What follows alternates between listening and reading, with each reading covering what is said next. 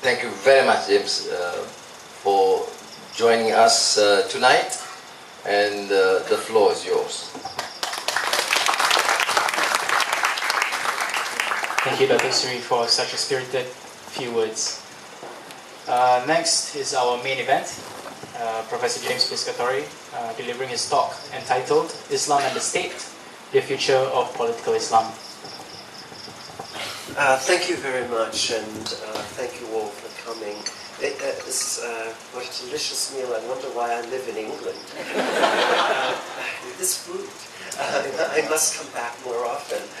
It's been fantastic. Thank you. But of course, it's just a great honor and a pleasure to see Anwar and Aziza again, and to have you welcome me into your beautiful home. I'm so pleased to be here. As has been mentioned, I spoke today about the Arab Spring, and when I started out doing this, essentially in the back of my mind was the assumption that there really was no relationship at all with Malaysia. And the more I talked to those, and many present here tonight, the more I talked to those who actually listened to what I said, I'm now convinced that my analysis of the Arab Spring does fit the case of Malaysia.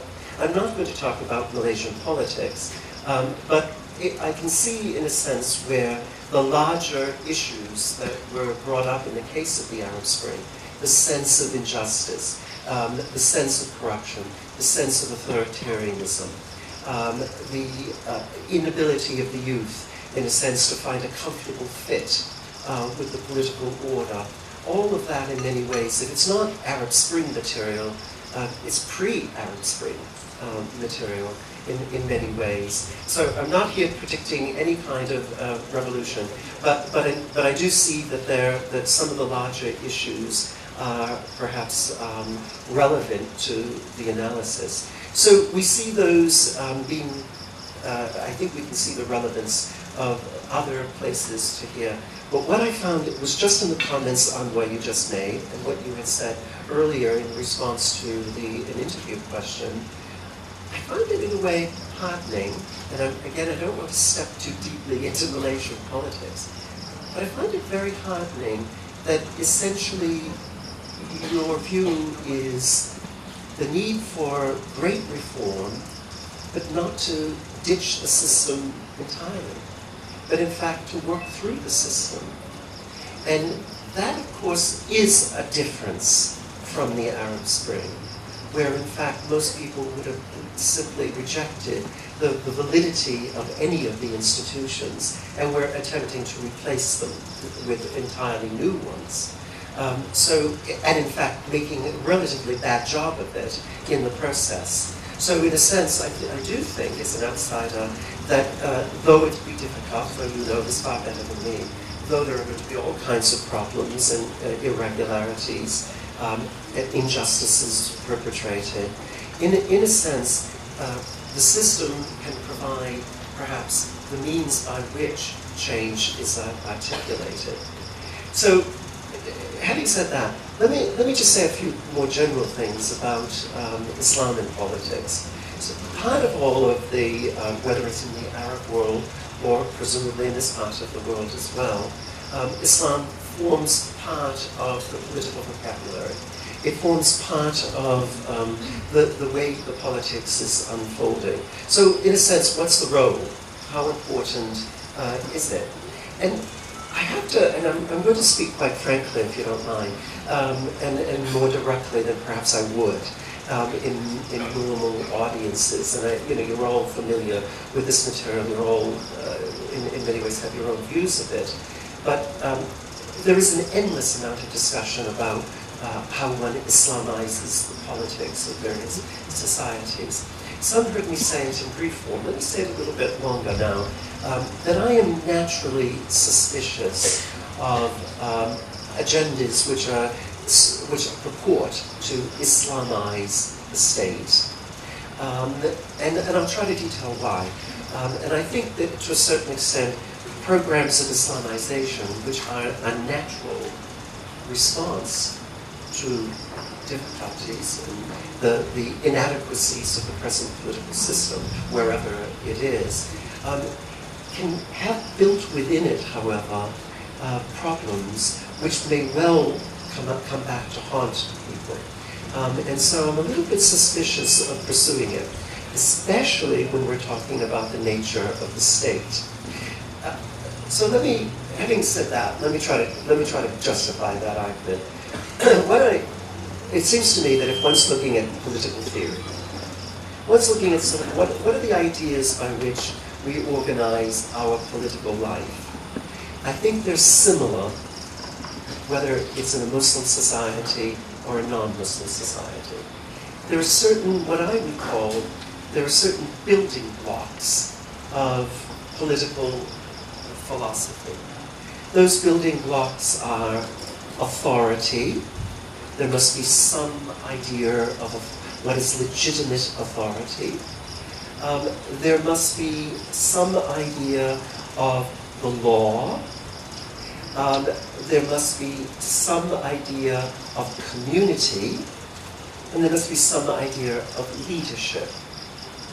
Now, I think those could be found in whether it's Lockean political, liberal political thought in the West, or whether it's Muslim political thought, Islamic political thought.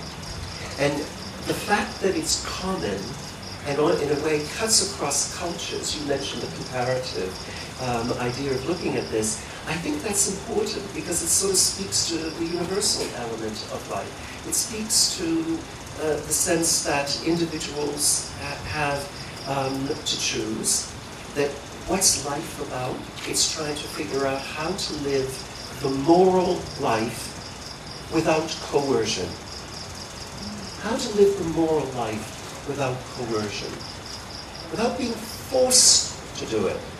Without having a structure, a state, which in a sense takes that as the opportunity to become authoritarian. So now, if you want to take those four building blocks and you want to build it according to Islamic thought, you can do it very easily. You can refer to over 40 references in the Quran to obey the Prophet, God, the Prophet, and those in authority among you. You can develop the whole idea of authority. And you can see that essentially what is in Islamic norms, but it's also in the best of Western political philosophy, is that authority is necessary.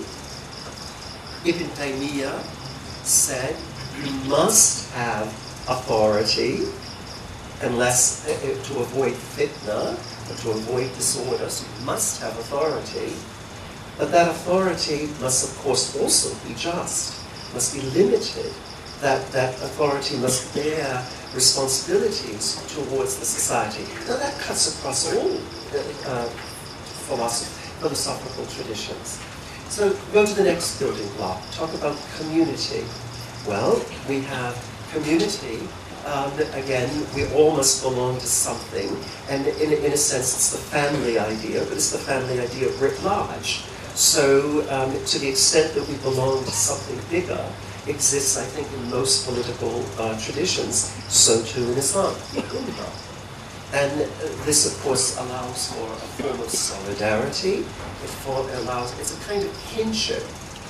But in a way, the critical question to ask about any communal identification is, yes, I belong to a community, and how comforting that is.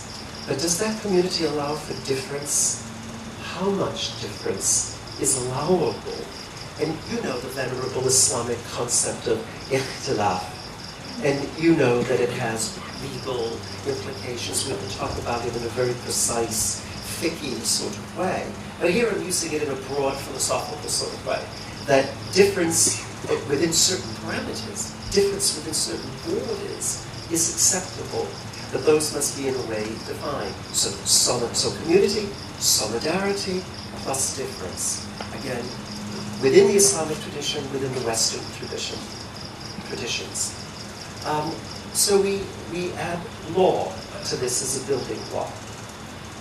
Now, again, part of the idea is that every system is regulated, every political order, every social order is regulated by norms which become codified, which become sort of solidified, concretized. We call that law. You may call it the Sharia. You may call it the common law. You may call it whatever you want, but essentially it is a pillar of society. It's a pillar of our existence. Without law, there is the jungle. So there obviously has to be something which is there. However, it's not just to become, which it often does, and this is what occurred, of course, in the Arab world. It becomes the plaything of the authoritarian rulers. The sultans use the law as a way of justifying their own power. And so it becomes a matter of power repression rather than a question of justice along with order. So I suppose my point here is that whether it's, again, a Western tradition or it's any of these Islamic writers about the role of law, it's not the literal letter of the law that matters. It's not whether Article 1 of the new Constitution of Tunisia or Article 1 of the new 7, I believe, the new Constitution of Egypt says that it's the sole source of legislation, the Sharia, or the principal source of it's not that. What it is that it becomes principles through which society is ordered, but also through which justice is achieved. And, linking with the first point, the rulers have to be under that rule of law. So it's not just an instrument for the subjugation of the people. It's the checks on the power of the rulers, as well as the guide to moral behavior for the people as well. And so we go to the fourth category, and the fourth building block is leadership. And at the end of the day, no matter how solidarist, no matter how cohesive a community is, you still need a leader. You still need someone, you still need people to do this. And here, I think we see this. I think this issue is a particularly lively one in most of these societies. I mean, you have seen the damage that a crazy Gaddafi can do. Sadat had this famous expression about this Walid Majnun, this crazy boy. Who is this crazy boy? The crazy boy Gaddafi did a lot of damage for over 30 years. Look at the Assads, the brutality that is being inflicted on the Syrian people in the name of perpetuating a family firm, a sort of group, which is really owes loyalty for ethnic kinship family reasons and not for any other reasons. That's got to be a distortion of the leadership norm. So essentially what we see in the case of Islamic ideas, we see in the case of Western ideas, is that the leader, the prince, if you will, the prince, whether it's Machiavelli's prince, or it's the prince in the mirror of prince's tradition in the Eastern world, still has not only a responsibility to be firm, but to temper that with mercy, to temper that with sort of justice. And so all of those, so I guess what I'm saying is that whether it's the nature of authority or community or the law or leadership, it constitutes what really makes any political philosophy, and Islamic political philosophy is part of all that. So having said that, I feel very nervous about the easy solution to all problems is the creation of an Islamic state. Now there are several reasons for that. One, because I think, first of all, I don't think we know what an Islamic state is. And you know, I mean, here's the professor speaking. I think Islamic State is a new idea. It's a modern idea. We think that it is sanctified by the centuries. We think that it was a medieval idea, or even a Quranic idea. It's not really. It's not really. There may be norms of governance, ideas of governance, but not something called the Islamic State. The Dawla Islamiyya. This is modern. And as a modern construction, it has all that sort of those unsavory trappings of the modern state. It looks just like any authoritarian state, and it just has the name Islam attached to it. So it's got the bureaucracy, it's got the military, it's got the top-down approach. It's got the idea that you must obey. Why? Because the Islamic State is not only the guarantor of the avoidance of fitna, but it's the moral guide for you. You know, I have invested in this, in the Islamic State. I've given up my moral guardianship to them, my moral compass to them. You know, I know I'm mixing Sunni Shi'i traditions here, but really, Khomeini, the Iranian, the Khomeiniist concept of the Islamic State. You know, there's a famous work written by a Lebanese Ayatollah who said, there's no such thing as the Dawla Islamiyya. There's no such thing as the Dawla Islamiyya. There's a Dawla Khomeiniya. That's what we got, not a Dawla Islamiyya. And in a way, he was right.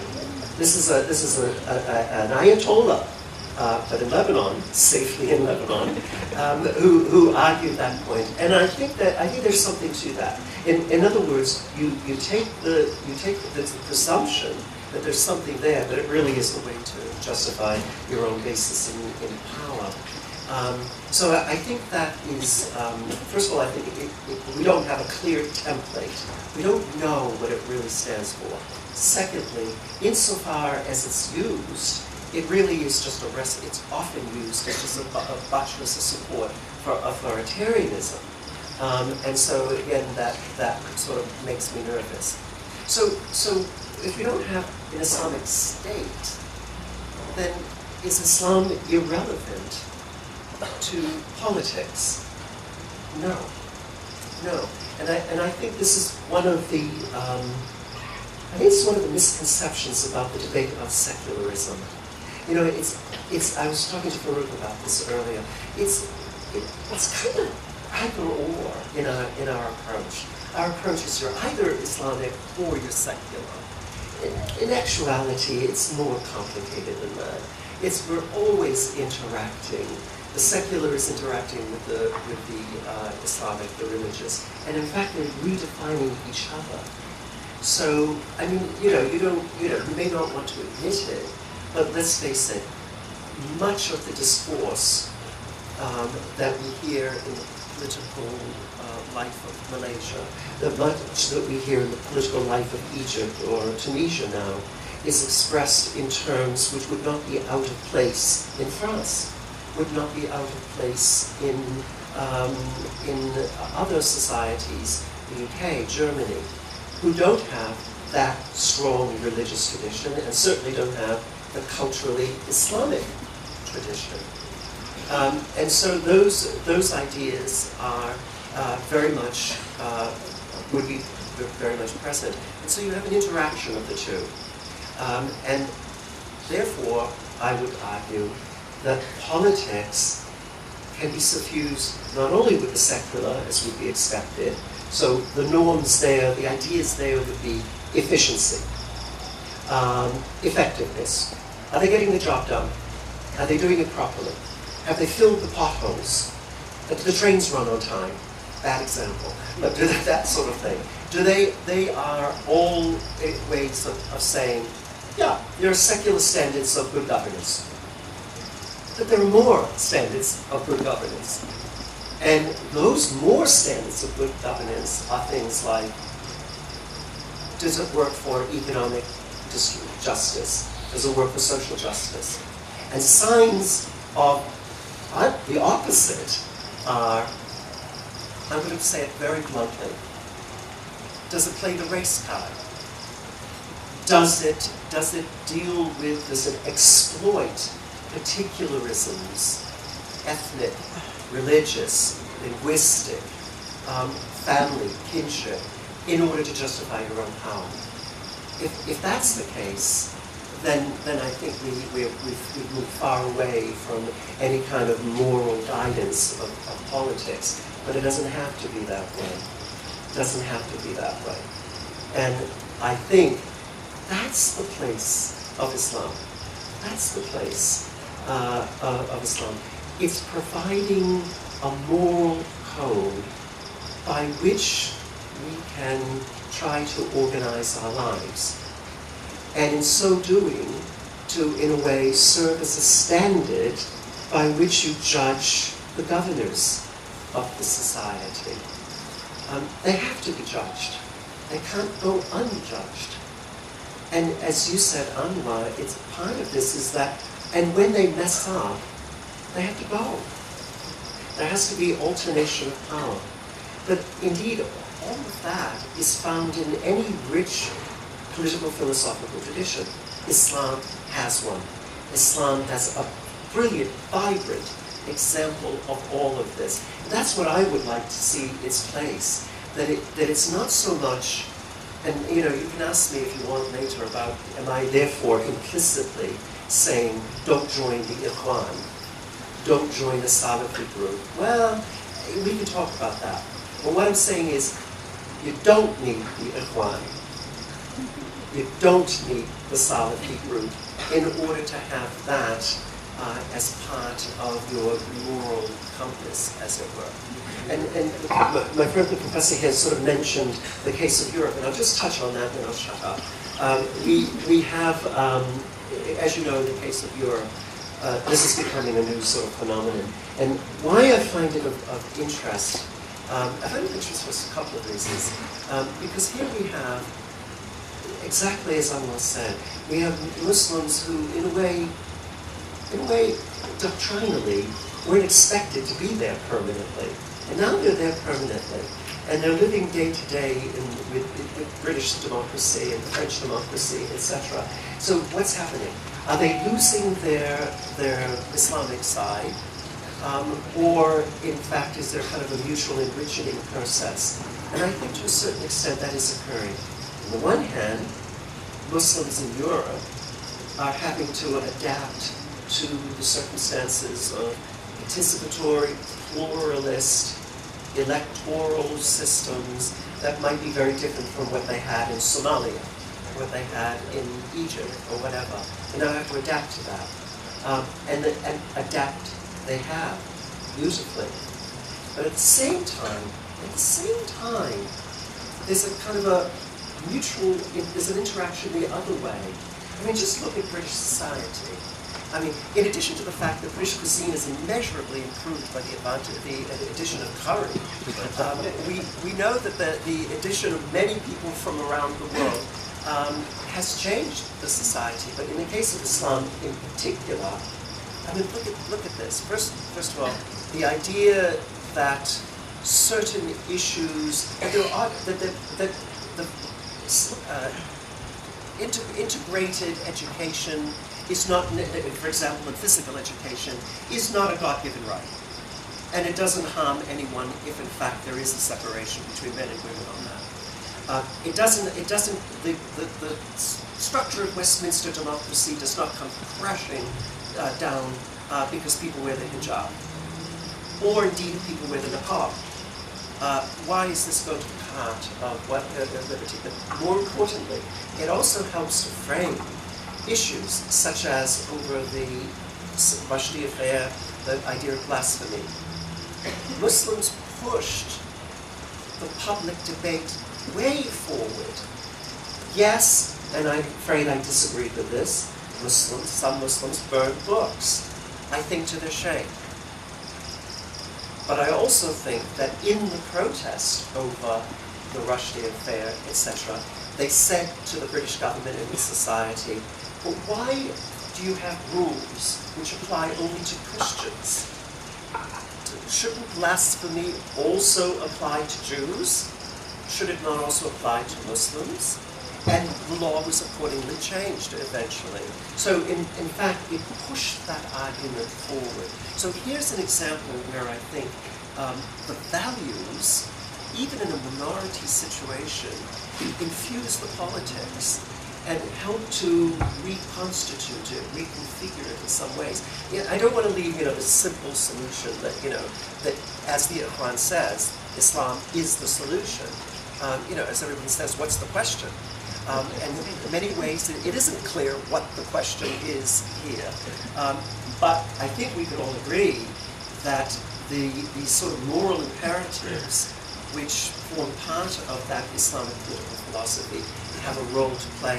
And I think they have an increasingly strong role to play in societies which are moving towards what I have been calling today democratization. But I hear what people are saying, and perhaps that's too loaded a term. Perhaps I should say it contributes towards good governance. And that is the mission for all of us. And how exciting that you're living it, and to see how it's going to develop in Malaysia, I think will have an influence on the broader Muslim world. Thank you.